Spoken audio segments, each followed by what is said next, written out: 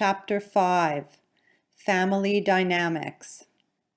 I left my parents' home in Barbados in 1953 to move to Montreal. 2 years later, my brother Alex followed, and my sister Betty a year after that. After we moved away, my parents felt they could not live without their children, so in 1959 my father liquidated all his assets in Barbados, and he, my mother, and my youngest sister Ellen followed us to Montreal. It was not possible to take money out of Barbados, so my dad had to practically give everything away. He sold his store, which was a valuable asset, for only a small fraction of its worth, and he got next to nothing for his home and furniture. As a result, he came to Montreal with considerably less than what he had been worth. Making the decision to leave Barbados to move to Canada was very difficult and costly for my parents. Right up until 1953, when I left the island, it had been a struggle for them to make a living. However, in the mid-50s, tourism to the island started to become active. The economy improved, and for about 3 years my parents' business did reasonably well. Now, in order for the family to be together, they had to start over again with little money in a new country. That was the price they had to pay, but there was an even higher price to be paid.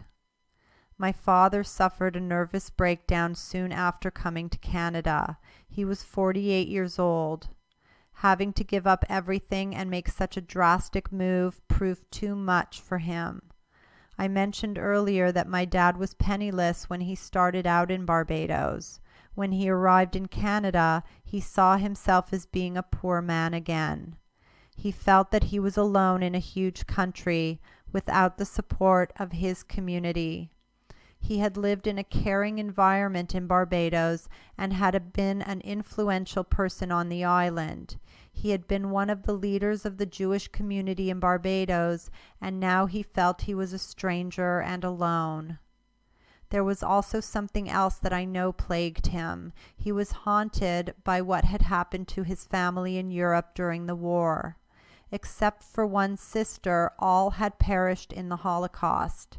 He could never forgive himself for the fact that he had survived and they had not. I remember how devastated he was when he learned how his family had died. That was the terrible past he lived with, and I am certain this also contributed to his breakdown. But he wasn't alone in his loss. My mother lost her entire family in the Holocaust too. Between them, they carried an enormous burden of loss. Considering his background and all of these dynamics, it was not surprising that my father became depressed and eventually had a complete breakdown. As part of his therapy, he was given 35 shock treatments, which was a very radical procedure. Those treatments reduced him to a shadow of his former self. During the time he was undergoing treatment, he knew me and my mother, but he did not recognize my brother or the other members of the family. Eventually he recovered, but he was never again the man he was before he became ill. Because of my dad's illness, there was a major change in my relationship with him until he eventually recovered. Our roles reversed. It was as if I had become the father and he had become the son. I was the caregiver. I had to take over, both for him and from him, because he was unable to cope. All the years my parents lived in Barbados, my mother had been a businesswoman running their store. When they moved to Montreal, Shirley and I had our one store, and we decided that my parents should come into business with us. My father invested some money and became a partner, and both my parents started working with us in the store. 3 months after my parents arrived in Montreal, but before my father was hospitalized, my sister Betty married Jack Feinberg, an American from New York City. After the wedding in Montreal, the couple packed up their car and left for New York, stopping over at the Neville Country Club in the Catskills for their honeymoon. I watched my father's face as Betty got into the car to leave. It was already clear to me at the time that he was not well, but now he was in agony. He had just recently given up his entire life in Barbados in order to come to Montreal to be with his children, and now, within weeks of his arrival, his eldest daughter was moving away.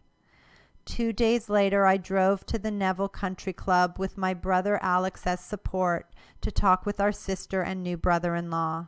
The gist of our conversation was, "Look, you can't do this. If you leave, it will kill Dad. You have to come back to Montreal." So I made them an offer. "Go to New York for a year," I said, "save some money and come back to Montreal. Put the money into the business and Jack will become a partner. We will open another store that Jack can manage. Betty can always find work in Montreal." They agreed. Then Alex and I drove back and told my dad that I had offered Jack a partnership in the business and that Betty and Jack would be moving back to Montreal within the year. Although it did not change the fact that he was ill, it did ease some of the pain he felt as a result of Betty's leaving. The maternity business. One night while our first store was being built, I woke up around 3 a.m. worrying about a simple question. What possible reason could anyone have to shop in my store? Although I wasn't aware of the concept of differentiation at the time, I was actually having a discussion with myself about how I was going to differentiate my business from others. It occurred to me that women were getting pregnant all the time, but I didn't see any maternity stores around. I woke Shirley and said, "I think we should put a maternity department in the store. At least that would give some ladies one good reason to come to us." Shirley agreed, and we put a small department of maternity clothes in the store. At that time, there was only one major manufacturer of maternity clothing in Canada, Jack Margolis Maternity. Shirley and I went to see Mr. Margolis and persuaded him to supply us with maternity merchandise and to give us a credit. However, we were not successful with his products. Customers came in to look at the maternity clothes. They would try them on, but they did not buy. One day I asked some customers why they were not buying. The conversation went, "Don't you like the merchandise?" "Oh, yes, it's beautiful." "So why aren't you buying?" "We'll come back." No, tell me, really, why aren't you buying?" At that point, one of them finally said, "Well, this is all Jack Margolis merchandise. We can go to the factory and buy direct at half the price." Clearly, I could not compete with Jack Margolis, so I went to see him, told him what I had learnt, and that I couldn't do business with his merchandise. He was very sympathetic and said, "Max, I understand, but I cannot change the way I do business. It is successful for me. Send back the merchandise and I'll give you a credit for it. However, if you really want to be in the maternity business, you should carry something different from what I have. Let me give you the names of some American manufacturers. Go visit them and buy some styles that are different from mine. That will give customers a reason to buy from you." We took Mr. Margolis's advice and bought our maternity clothes from several American manufacturers, and they sold. This is just one more example of how people in the business took care of us. Mr. Margolis did not have to do what he did for us. He was very generous in his willingness to help us, especially because it represented a cost to him. He was creating a competitor for himself by giving his own customers an alternative to his merchandise. Meanwhile, it did not take long for Shirley and me to see that having my mother work in the store with us was not a good idea. We were constantly stepping on each other's toes. My mother was accustomed to being in control and working in a different culture and environment. To solve the problem, we decided to open a small maternity store on Queen Mary Road for my mother to run. She ran the store for more than 20 years. When Betty and Jack were ready to return to Montreal, I opened a third store in the Wilderton Shopping Centre, also on Van Horn Avenue. Jack looked after the Wilderton store. Shirley took care of our first store, and my mother was in charge of the maternity store. Once he recovered, my father looked after banking and record keeping. He also acted as a float between stores, overseeing operations and managing the cash flow. I was responsible for buying and overall management. The Wilderton store was in the same trading area as our first Van Horn store. As it turned out, opening that store was not a very smart move. In fact, it was a big mistake. By investing in a second store in the same trading area, we were competing with ourselves for the same customers. Not only did Wilderton store not do the business we needed, it also cannibalized our first store and sales in the store declined. Thus began the first of several downward spirals we would experience over the next 40 years.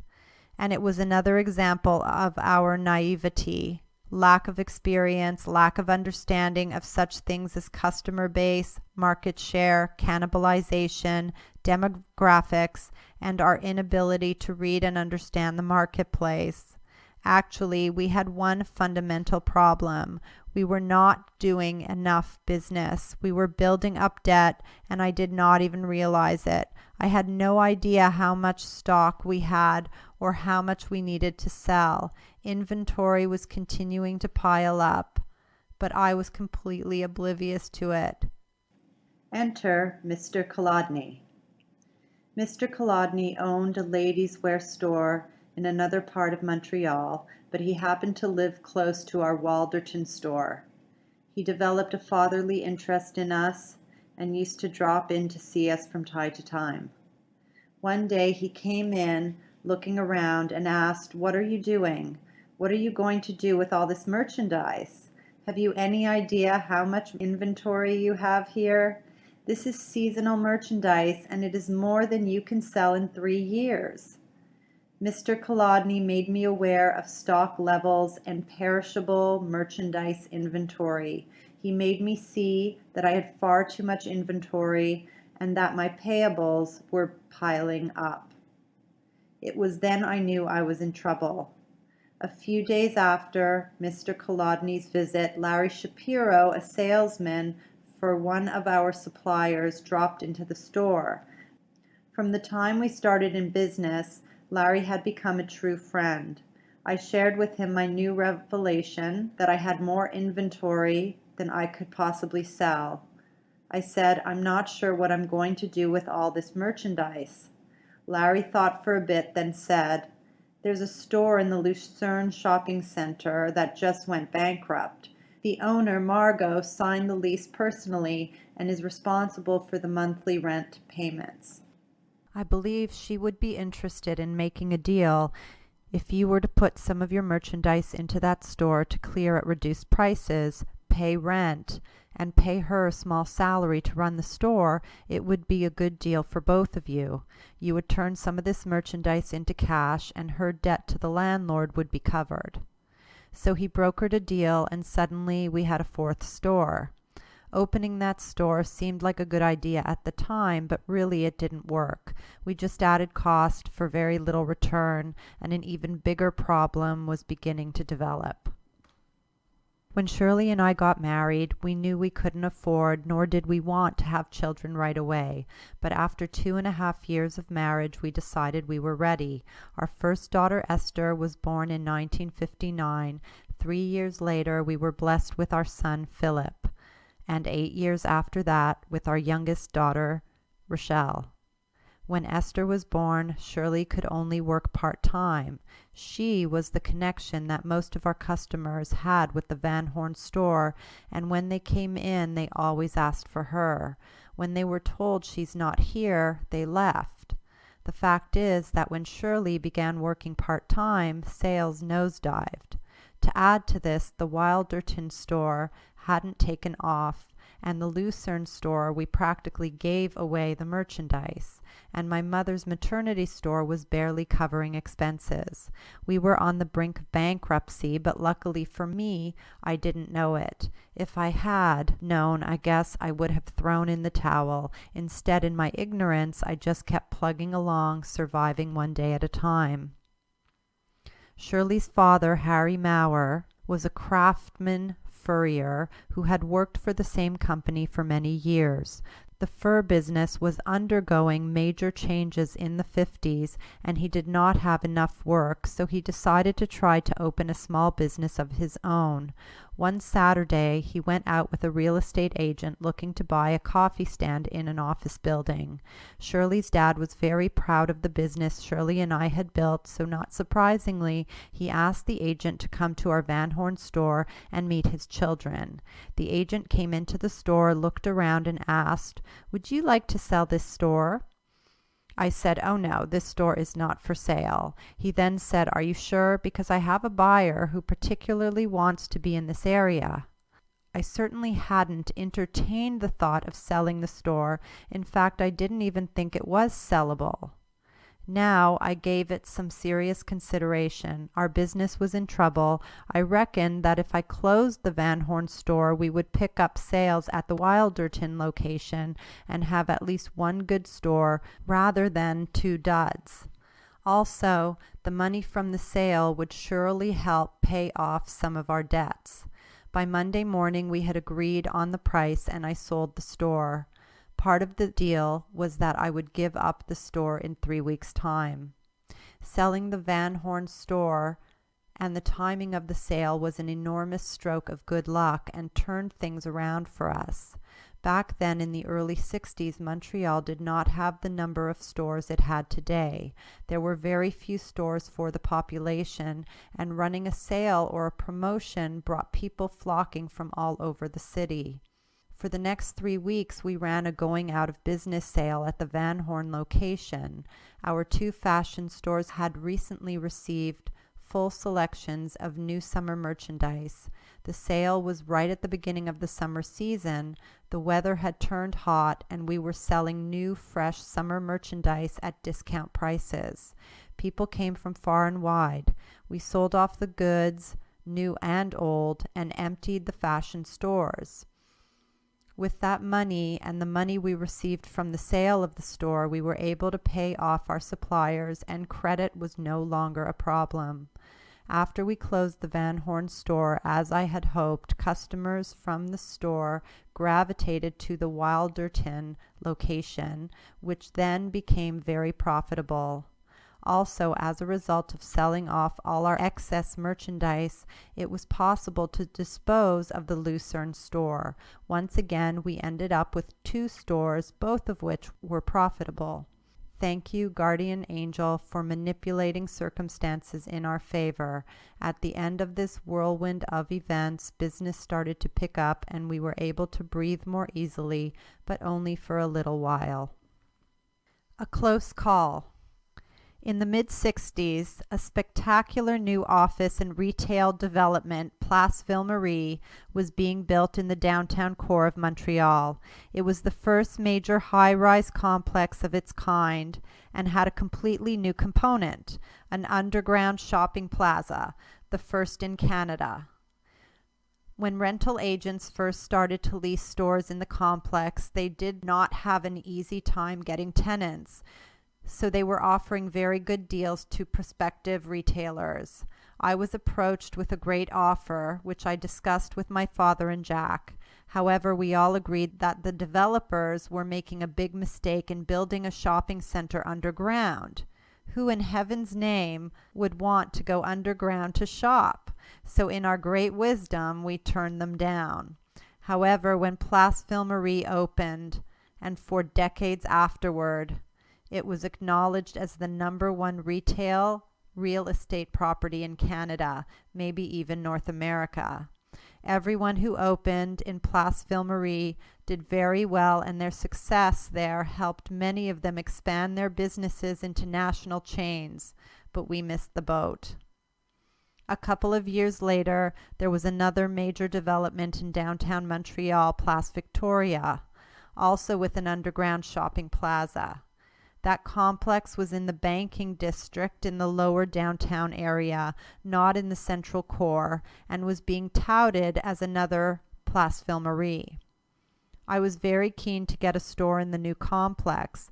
I didn't want to miss the opportunity a second time, but we didn't have the money to open another store, so I decided to try to get some outside help. At the time, Algo Fashions, owned by two brothers, Joe and Ben Schaefer, was the largest ladies' fashion manufacturer in Canada. I had heard that they had backed some small retailers to help them start up or expand their businesses, so I went to see Ben Schaefer and told him my story about missing the opportunity in Place Ville Marie and that I didn't want to miss the opportunity again in Place Victoria, but we didn't have enough money to open a new store. I asked him for a loan to help me open that store. Ben told me he would speak to his brother Joe and get back to me. I met with Joe and Ben a few days later, and they told me they had decided not to give me the loan because they did not believe in the Place Victoria complex. They didn't want to support me in making what they thought was a bad business move. They went on to tell me that if I was determined to open a store anyways, they would extend us credit for whatever merchandise we wanted to buy from them. In essence, they were telling me that they were willing to help by extending credit, but they were unwilling to go beyond that. I had no other source, and without the money I simply could not go ahead. So to my great disappointment at the time, we were unable to take a store in Place Victoria. As it turned out, Place Victoria wasn't even remotely in the same league as Place Ville Marie. If the Schaefers had lent me the money to open that store, they would have contributed to the demise of our business, absolutely. Thank you, Joe and Ben Schaefer. Thank you, Guardian Angel. Meanwhile, there was no shortage of difficulties back at the ranch. Even though much of the pressure was off, we were not what anyone would call effective retailers. I hadn't yet learned what is and is not important in running a business. I still knew nothing about budgeting and merchandise management. My father and I were arguing about everything. He understood levels of inventory I did not. He understood needing cash to pay bills. I was just flying high. We were three families, my parents, Betty and Jack, and Shirley and me, all having to survive from the income of two stores. We had one car among the three families, and although our two stores were doing better, there was barely enough to sustain us all. I guess this forced us to come up with some interesting and original ideas for managing our business and personal lives so that they complemented each other. The Atlantic City Adventure. In the summer of 1968, we were just surviving. There wasn't much money and there wasn't much opportunity to take time off work. However, by that time, our children, Esther and Philip, were 9 and 6 years old, and we wanted a family vacation. We decided that we would like to go to Atlantic City, but we had no money to spend on a vacation, so I came up with a plan.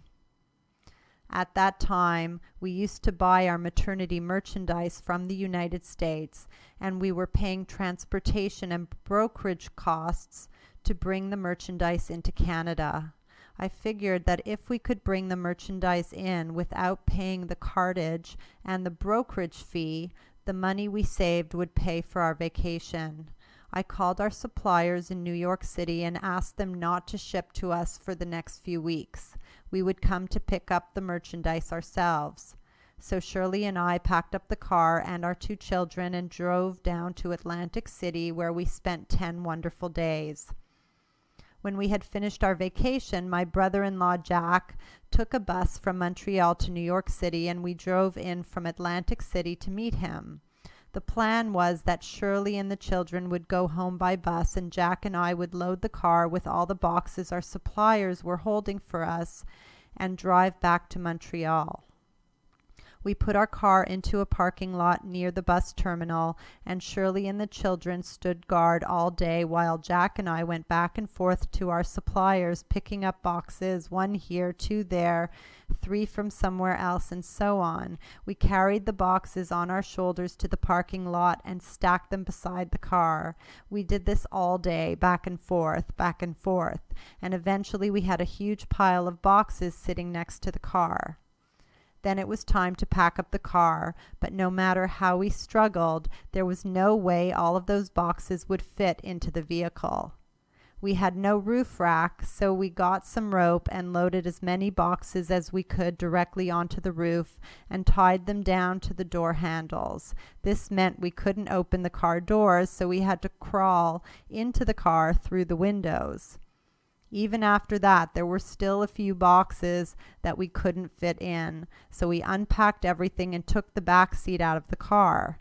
That gave us the room we needed to get the last few boxes into the car, which was now completely filled, including boxes tied on the roof.